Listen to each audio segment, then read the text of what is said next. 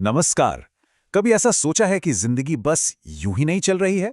मतलब ये सिर्फ बेतरतीब घटनाओं का सिलसिला नहीं है, बल्कि हमारे अंदर की एक अनदेखी शक्ति का जवाब है। आज हम इसी आइडिया में गहरे उतरेंगे कि हर किसी की जिंदगी में पर्दे के पीछे एक मूक ऑर्केस्ट्रेशन चल रहा है जो सब कुछ एक बेहतर भविष्य की तरफ ले जा रहा है। इसका मतलब क्या हुआ? इसका सीधा सा मतलब है कि जिंदगी हमारे आसपास बस हो नहीं रही है। नहीं, ये तो हमारे अंदर जो चल रहा है उसी का आईना है। आप सोचिए, अगर किसी के मन में ये बात बैठ गई है कि उसके साथ कभी कुछ अच्छा नहीं होता, तो क्या होता है? उसे अक्सर वैसी ही मुश्किलें मिलती हैं, है ना? ये कोई इत्तेफाक नहीं है, ये तो बस उसके अंदर की दुनिया का एक रिफ्लेक्शन है। असल में जिंदगी हमारे विचारों को, हमारी भावनाओं को और हम जो मन ही मन मानकर चलते हैं ना, उन सबको सुन रही है और फिर बाहरी दुनिया को उसी के हिसाब से बदल देती है। चलिए इस विचार को और गहराई से समझते हैं। इसे एक म्यूक ऑर्केस्ट्रेशन या एक खामोश धुन की तरह सोच सकते हैं। जैसे एक ऑर्केस्ट्रा में सारे म्यूजिकल इंस्ट्रूमेंट्स मिलकर एक खूबसूरत संगीत बनाते हैं, ठीक उसी तरह जिंदगी की सारी घटनाएं, भावनाएं और इच्छाएं, चाहे वो अच्छी लगें या बुरी, सब मिलकर किसी को उसके सही भविष्य की ओर ले जा रही होती हैं। भले ही उस पल में ऐसा लगे कि सब कुछ बिखरा हुआ है। और यहाँ ये समझना बहुत दिलचस्प है कि हमारे अंदर की बातचीत कितनी ज़्यादा शक्तिशाली है। देखिए, जिंदगी सिर्फ हमारे बोले हुए शब्दों को नहीं सुनती, ये हमारे विचारों के लहजे को, हमारी धारणाओं में कितना वजन है उसे, हमारी भावनाओं की दिशा को और वो खामोश उम्मीदें जो हम अपने अंदर रखते हैं, उन सब पर ध्यान देती है। ये एक लगातार चलने वाला फीडबैक लूप है जो हमारी बाहरी हकीकत को पल पल आकार दे रहा है। तो फिर उन इच्छाओं का क्या? वो सपने जो हमारे मन से निकलते ही नहीं, वो सिर्फ कोरी कल्पना नहीं है। असल में वो संकेत हैं, एक तरह की पुकार। ये जिंदगी का तरीका है ये बताने का कि किसी के लिए इससे कहीं ज्यादा कुछ संभव है और उसे पहले से ही उस मंजिल की तरफ ले जाया जा रहा है। तो अब सवाल ये उठता है कि ये मार्गदर्शन, ये गाइडेंस आखिर काम कैसे करता है? इसकी चाबी कल्पना की शक्ति में है, एक ऐसी ताकत जिसे हम अक्सर बहुत कम आंकते हैं। ये एक बहुत ही पावरफुल सवाल है। सोचिए, क्या हो अगर हम कल्पनाओं को बस एक फालतू चीज समझना बंद कर दें और उसे हकीकत बनाने वाले एक औजार की तरह देखना शुरू करें? क्या हो अगर यही वो जगह है जहां हकीकत सबसे पहले आकार लेती है? तो इस नजरिए से अगर देखें तो कल्पना एक तरह की क्रिएटिव वर्कशॉप है। ये वो दरवाजा है जिससे गाइडेंस हमारी जिंदगी में आता है। हमारे मन में जो विजन्स आते हैं वो एक तरह के निर्देश हैं, और जो इच्छाएं हमारे अंदर उठती हैं वो हमारे सच्चे रास्ते की ओर इशारा करने वाली दिशाएं हैं।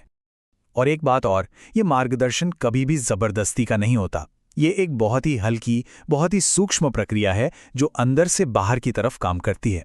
जिंदगी कभी मजबूर नहीं करती, ये हमें आमंत्रित करती है। ये धीरे धीरे किसी को और बेहतर बनने के लिए, अपनी सीमाओं से आगे जाने के लिए प्रेरित करती है।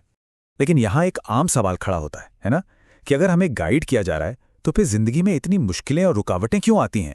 चलिए इस पर भी बात करते हैं।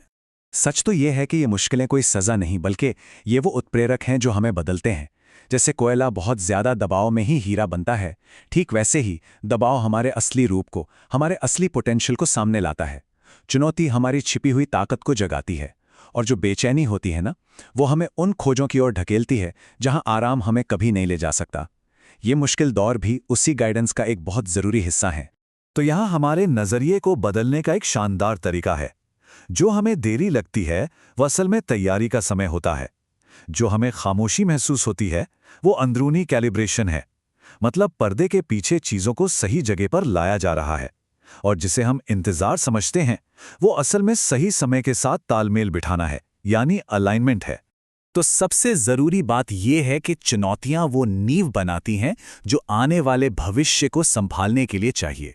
महानता उन लोगों को नहीं मिलती जो तैयार नहीं हैं, ये उन लोगों के अंदर पनपती है जो खुद को इस तराशे जाने की प्रक्रिया से गुजरने देते हैं।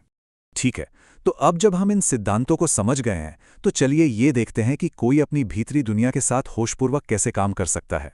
ये इस पूरी बातचीत का दिल है। किसी की भी आंतरिक दुनिया, उसके विचार, उसकी भावनाएं, उसकी धारणाएं, ये सिर्फ एक प्राइवेट फैंटेसी नहीं है। नहीं, ये बाहरी जीवन का ब्लूप्रिंट है।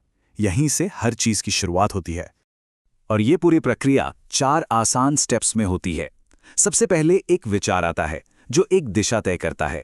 फिर दूसरा कदम है भावना, जो उस विचार को ऊर्जा देती है, पावर देती है। तीसरा, जब हम किसी धारणा को बार बार दोहराते हैं तो वो हमारी पहचान बन जाती है। और आखिर में यही पहचान हमारी बाहरी दुनिया में एक अनुभव बनकर सामने आती है। और ये एक बहुत बहुत जरूरी सबक है। बाहरी दुनिया को बदलने से पहले भीतरी दुनिया को बदलना पड़ता है। कोई इंसान पहले अंदर से विकसित होता है और फिर बाहरी दुनिया उस नई पहचान के हिसाब से खुद को ढालना शुरू कर देती है। अब इन सभी विचारों को एक साथ जोड़ने के लिए एक आखिरी और सबसे जरूरी चीज पर ध्यान देना होगा, और वो है विश्वास। देखिए, विश्वास का मतलब अंधी उम्मीद नहीं है। ये उस बात के साथ एक गहरी अंदरूनी सहमति है जिसे हमारा दिल पहले से जानता है। ये सबूत दिखने से पहले ही उस अनदेखी हकीकत के साथ खड़े होने का फैसला है, इस भरोसे के साथ कि गाइडेंस काम कर रहा है। और जब भी शक के पल आएं तो ये याद रखना ज़रूरी है, जब प्रोग्रेस दिखाई ना दे तो उस धीमी गति को ये नहीं समझना चाहिए कि कुछ हो ही नहीं रहा। और चुप्पी का मतलब ये नहीं है कि किसी को छोड़ दिया गया है, सतह के नीचे तालमेल अभी भी बैठ रहा है। ये एक बहुत ही शक्तिशाली नजरिया है। महानता कोई बाहरी नाम नहीं है जिसका हम इंतजार कर रहे हैं। ये बनने की एक एक्टिव अंदरूनी प्रक्रिया है जो इसी पल किसी व्यक्ति के माध्यम से तैयार हो रही है। तो आखिर में सारी बात आकर चुनाव पर रुकती है। डर पर विश्वास को चुनना, सीमाओं पर कल्पना को चुनना, प्रतिरोध पर संरेखण को चुनना, और सिर्फ एक दर्शक बने रहने के बजाय एक सचेत निर्माता की भूमिका को चुनना। यही वो चुनाव हैं जो हमारी रचनात्मक शक्ति को अनलॉक करते हैं। और हम इसी सवाल के साथ इसे समाप्त करते हैं। ये एक पुकार है, बाहर कुछ करने के लिए नहीं, बल्कि अंदर भरोसा करने के लिए। क्या कोई उस महानता पर भरोसा करेगा जो उसके भीतर आकार ले रही है, भले ही वो अभी तक पूरी तरह से दिखाई न दे? इस पर विचार करने के लिए धन्यवाद।